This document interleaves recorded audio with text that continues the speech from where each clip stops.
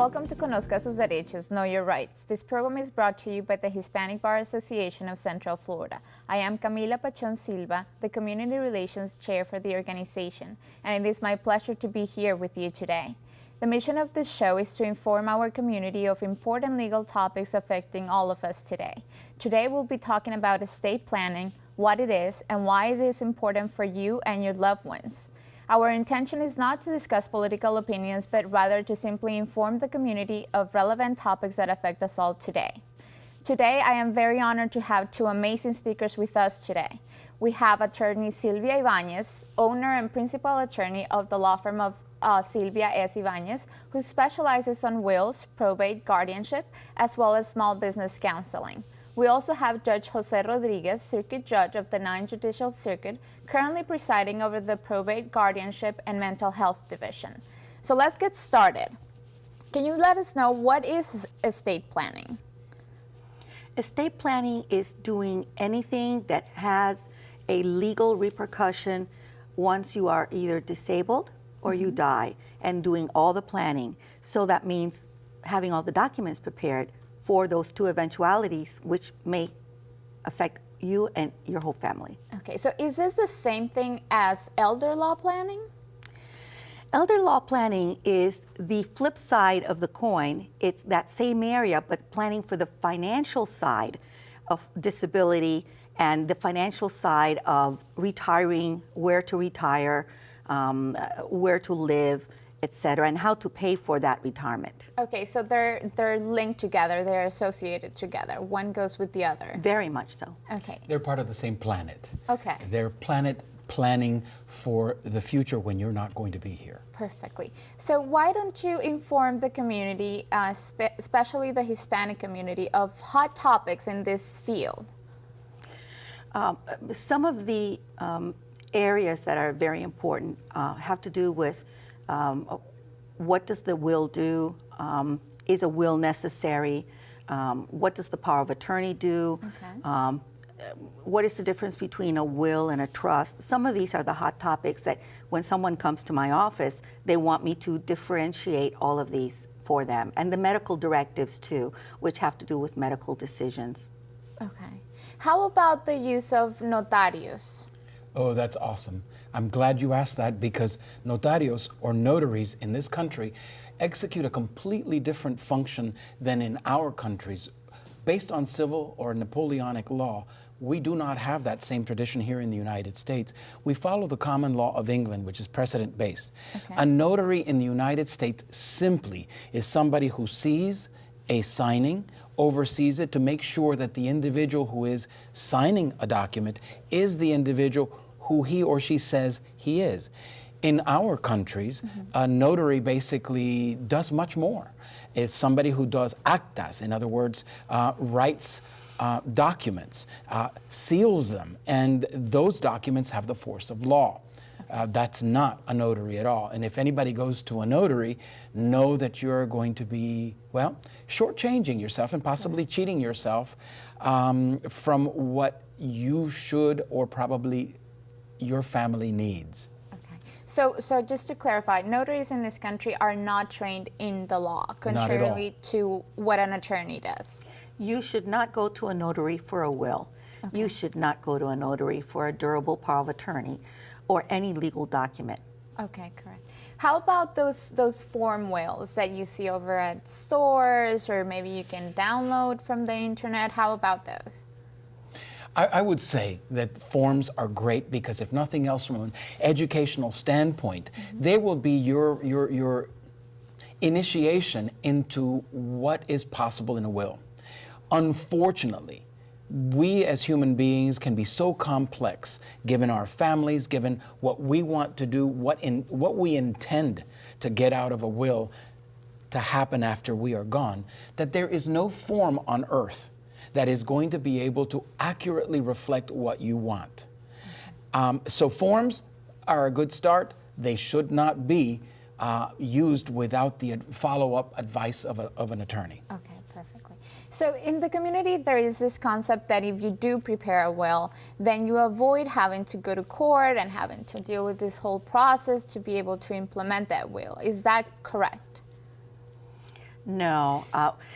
In this state, the state of Florida, where we have common law, as Judge Rodriguez has just explained to us very, very ably, whether you die with or without a will, you still must go through the probate process, so which is the probate court process. So if I have someone in my office that wants to avoid the probate court process, then I tell them about a revocable trust, otherwise known as a living trust. I don't usually use the term living trust. I don't want them to confuse with living will, which is something else completely different.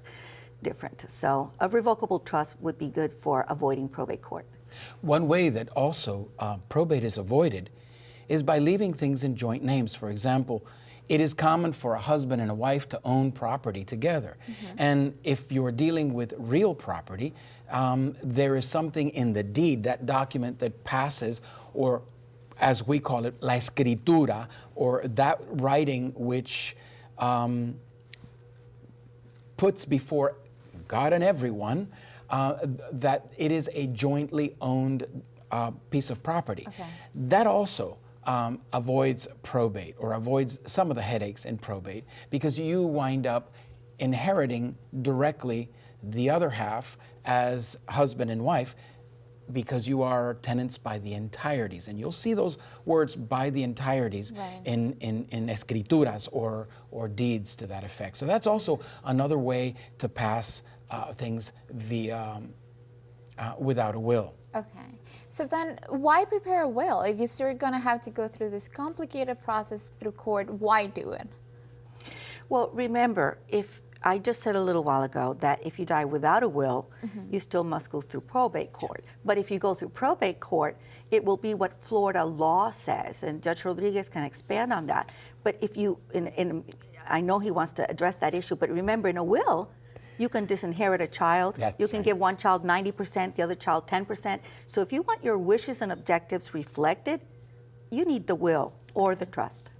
The statutes in Florida try to do what most reasonable people would want, which is, I think that we want anything that we own to pass to our descendants. They would pass to the spouse first, the surviving spouse, and then to what we call the lineal descendants per stirpes. Okay? That's funky legal language for your kids get what you have in proportion as they come down the list of heirs. To simplify matters, that is a statutory scheme, and that's what is thought that we would want. Okay. A will basically says that this is what I want. I have thought it through. If I want to make sure that my intent is known, how do I disinherit a child? If I leave the child out of the will, there's always a doubt that maybe mom, dad kind of skipped it. Yeah. But the best way to do that is perhaps to say, I will leave $1. And it is a good way if you have a child that is, say, for example, involved in drugs or engaged in businesses that are, well, less than something that you as a parent would approve. It's the best way to protect the inheritance for everyone else. And then also, a will allows you to have a separate writing. Say, for example, that Aunt Maria Pilar left you a little itty-bitty painting that has a Picasso on the corner. And Tia Maria Pilar loved this one particular nephew. And that's the way that Tia Maria Pilar can leave that Picasso to that one particular person who... So again, your intentions are known. Wishes. Exactly. Perfectly. And Sylvia, you mentioned a couple minutes ago a trust. Please explain, what is a trust? Many in the community, we have heard the term, we know that it can be used, but we don't really understand what it is. All right. A trust is a document that is drafted that is a type of container, because it can contain your assets. You can transfer your assets from your name or your and your spouse's names to a joint trust if it's a husband and wife. And once all the assets are transferred to the trust, this trust container vehicle, anything that is in that trust when you become disabled or died is going to be managed privately by the family members that you appoint as successor trustee in the trust document. So it's a beautiful strategy, actually. But that's not to say that the heirs within a trust are going to everybody follow along and that there are not going to be disputes. Right. Because I see a number of disputes.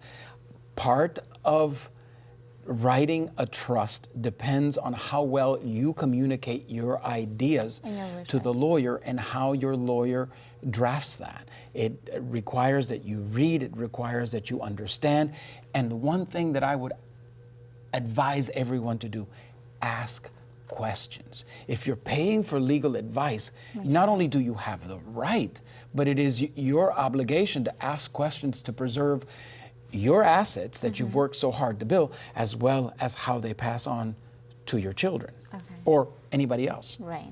So we discussed the trust, the will. What are other elements or tools that you have as an estate planning attorney to be able to help people plan for the future, to make sure that their wishes are enforced? Well, a little known fact by Americans is that more than 70% of us go through a serious disability before death. Yet most of us don't plan for disability. We think we're going to die in our sleep.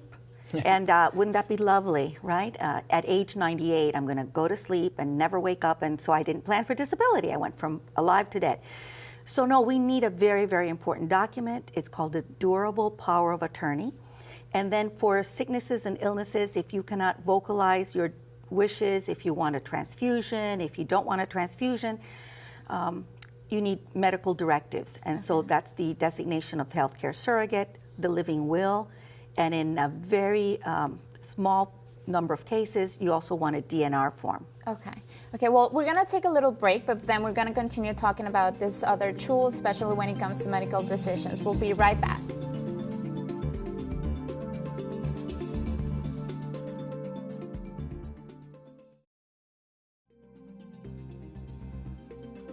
Welcome back to Conozca Sus Derechos, Know Your Rights, a program brought to you by the Hispanic Bar Association of Central Florida. I am Camila Pachon Silva, Community Relations Chair of the Hispanic Bar Association. Today, we're discussing the important topic of estate planning. We have the pleasure of having here with us Attorney Silvia Ibanez and the Honorable Judge Rodriguez. Thank you again for being here with us. Silvia, we discussed the different tools that you have, the trust, the will, but then what happens if somebody comes into your office who is of limited means and tells you, I understand that I need all of this, but I can't afford to. What would be your suggestion to this person? If they can only pay for one of the legal documents because of their resources, I would say the durable power of attorney is the most important one. But of course, I would also offer them the option of going through Orange County Legal Aid or some of the community legal aid offices, because many of those, if they have limited resources, they actually can get some of these services pro bono. Okay. What is a durable power of attorney? Silvia. Here is where you give all the directives to a trusted family member. It could be a spouse, it could be children, it could be a nephew or a niece, to manage your financial assets during your disability or incapacity. And the two terms that are important there are, you are the principal, and the person that you choose is called your agent. But it's only for financial decisions, not the medical ones. Okay. So what happens if somebody didn't get a chance to see this show or talk to an attorney about these issues, and they suffer a stroke and they don't have this document in place? What happens then? Then you come to see me. Okay. Because what we will wind up doing is having an examining committee appointed to determine whether or not the individual is incapacitated.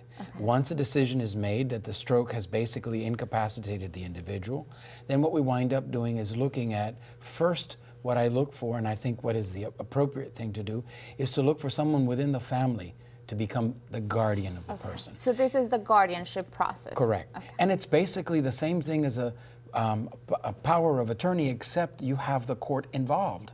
And the decision is no longer yours, but it's someone from outside the family, like me, to make the decision as to who is going to wind up making the decisions financial for you. Okay, so And before you see Judge Rodriguez, you have to come and see me. Because in Florida, different from other states. You cannot just waltz into probate in the probate court and start a guardianship process. You have to go through an attorney. So to get in front of Judge Rodriguez, you would have to go through a guardianship attorney, and you spend thousands of dollars going through the guardianship process. And there are yearly accountings and yearly annual reports. So it's not a one-time legal expense. It's continuous. Ongoing. It sounds complicated, a lot of responsibility. So is this an adversarial process? It can be, right, Sylvia? Can be. It can be. Why is that? If this is within the family and we're deciding for our disabled relative, why is it an adversarial process? Well, I think you've got two things. You've got siblings. Next, you've got money. And usually, when the parents are around, siblings either get along or are told to get along by the parents. But when you have a parent that is incapacitated, I guess it can, unless you've got the most wonderful relationship through and through with your siblings, siblings are bound to have disagreements. And those disagreements wind up costing a lot of money, because they will wind up, if you're not able to resolve them, they will come before the court to make those decisions for them. So this guardian has to be somebody within the family. What if there isn't somebody who's fit to become the guardian? In the over 30 years, that's an excellent question. In the over 30 years that I've been doing guardianships, I've been before many judges, and I would love to know Judge Rodriguez's input on this as well. I've been before many judges that after a half an hour of dispute in court between 2 or 3 brothers and sisters, he says, halt, we're going to name an independent professional guardian, and the discussion is over. And then they name somebody that is a disinterested third party who has to charge for their services. Exactly, and that's really the only way to basically settle something that is that adversarial. However, even with a professional guardian, that does not guarantee that the siblings are going to get along. Right. Because if the professional guardian, using their knowledge and reasonableness, basically agree with one of the siblings, the other one is going to feel left out. So the whole idea is to try to get along and to try to find a way amongst and between the family members to do what you've got to do. And that's why the durable power of attorney is great, because it avoids a lot of these. So talking about the guardian again, are there reasons why a person would be disqualified from becoming a guardian? Yes. What are those? Primarily the statutes speak about, well, if you have a conviction of a felony, you are completely and totally disqualified in Florida. We have a court monitor here in Orange County that will also do a background check to see what your credit situation is. If you are going to be handling the money for your ward, then you better know what you're doing, and you better have a good credit history, or the court may not appoint you. So good credit, no criminal background, you can do it. Either one of those will be may very well be a disqualifier. The prior criminal record is an automatic disqualifier. Now, I have a list of things, of myths that we have in the community. You know, there's a lot of misinformation in the community. So I want to go over those for you to clarify if it's true or false, and then give us a little bit of information on it. So let's say that somebody in Florida decides to do a will, and they're home alone, and they decide, I'm going to do the will today. They sit down, they write down their wishes, and they sign. Is this a valid will? A holographic will in Florida is generally not valid. There are some exceptions, but it's a lengthy response.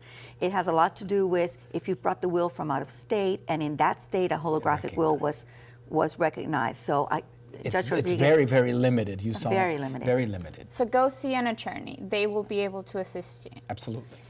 In Florida, can a notary prepare a power of attorney or a will? The ability to do it, they have the ability to do it. Whether or not it's going to be valid and it's going to be headache-free, because they will have included what needs to be included under the statute, unless you happen to have a lawyer who also has bought the privilege to be a notary, I think you are really courting disaster. you're at the edge of the precipice about to get, thrown out. Yeah, They have as exactly. much ability as the person who mows your lawn. Let me put it That's that. a better They just don't explanation. have the knowledge. Just to be blunt about There it. you go. So let's say that there's this family and dad dies, and he only has a house. He only has one asset. Do we still have to go through probate? Unfortunately, we have this procedure regarding homestead, and homestead is a complicated matter in Florida law. There are many, many court cases regarding homestead. But when you just leave your house, if it's just in one person's name, and that's the person that happens to die, it wasn't in joint name, husband and wife, and the husband died, you still have to go and knock on the door of the probate court judge, that door, just to get a declaration saying that this house is homestead. As soon as the judge signs off on an order saying it's homestead, then there's nothing else to do. So unfortunately, even with one asset, yes, you do have to knock on the door. Okay, See, that's good what to know. probate does in that circumstance is it takes the name of someone on the deed and passes it to the next person. Okay. And it is the legal way in which property It's is passed and transferred from one person to the other. That's really the magic of probate. How about that one that if you don't prepare a will, the state will take all your assets and properties away? I love that legal myth. People, if I had $1 for every time someone came into my office and said, the reason why I'm here is because I don't want the state of Florida to take my money. And I say, I don't know who told you that, but that is a myth. No, that is not true. Okay. Now, there are circumstances where the state could get what is called an escheat, which means that, for example, if you leave funds in a bank account and nobody knows that you've got funds in a bank account, after a certain period of time, the banks by statute are required to return it to the state. Okay. And then at that point, then it becomes unclaimed funds for someone to. But it goes to the Bureau of Unclaimed Right. Property. I had a case just last month. A lady came to me regarding death benefits on her mother who died 8 years ago. And she'd found out that $12,000 was at the Bureau of Unclaimed Property. We opened up probate and she's getting those funds. Well, that's a great segue to this myth that if somebody died a long time ago, there is no way to start probate. Is that true? We still can. It's just that the asset may have gone to the Bureau of Unclaimed Property, or something else may have happened to it. You may have to do a little bit of investigation, but it doesn't bar, it doesn't prevent you from seeking the access of probate court. And on the good side of that, if the person that is the subject of the probate has died 2 years or more, all creditor claims are barred. So any creditors that may have had, they don't have a way to go after the assets of Unsecured.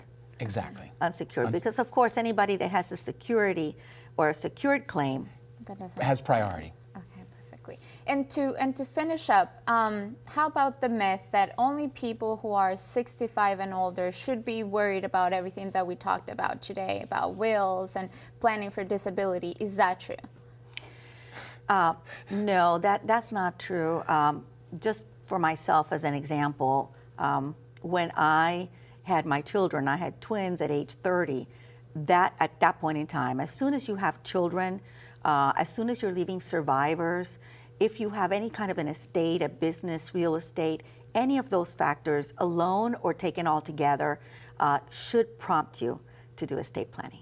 And it's never, never, never too early to start a conversation about what's going to happen when you're not around. I know that it's distasteful and I know we don't want to talk about that, but we have to. It's And the necessary. earliest we start, the better. Okay. Well, thank you so much for being here with us today and sharing important information with our community. Unfortunately, we have run out of time. I want to thank you again for being here with us today. The show Conozca sus Derechos or Know Your Rights is brought to you by the Hispanic Bar Association of Central Florida, which is dedicated for the education of our community.